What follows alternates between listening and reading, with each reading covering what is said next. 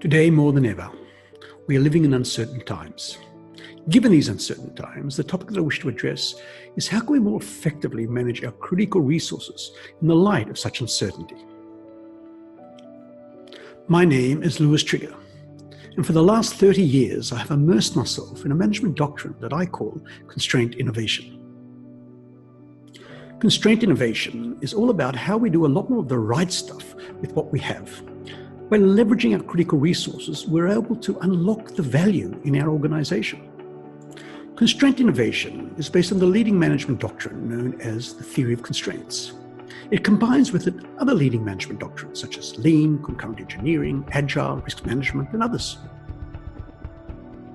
What do I mean by a critical resource? Well, the first step is to identify the constraint. Let's take a generic picture of operations, be it production, processing, projects, or providing service. Ultimately, it is the bottleneck that determines the overall performance of our organization or our system. The critical resource is our bottleneck. There are different tools for determining our bottleneck, whether it's a rate or pace issue, or whether it is a load profile over a period of time. But remember, ultimately, it is the bottleneck that determines the overall performance of our organization. Typically, the critical resource, our bottleneck, is the most valuable resource. Why? Simply put, the most valuable resource, our bottleneck if you like, is like a magnet. It's a magnet for getting more and more assignments placed upon it. It is the candidate for getting more work, particularly during a peak period. Once we have identified the critical resource, we then need to leverage it. What do we mean by leveraging? This is where we use the gee whiz of TOC. It is here that we employ the 5 steps of TOC. After we've identified our critical resource, we then have to make sure that we don't waste it, what we call to exploit the critical resource.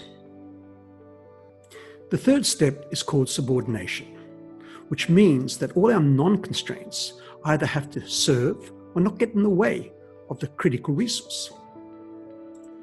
A host of effective measures are undertaken that are intuitive, focused, and at no cost. Lots of low-lying fruit. Uncertainty is mitigated through the use of time buffers. The more difficult actions are left to the end under what we call elevation.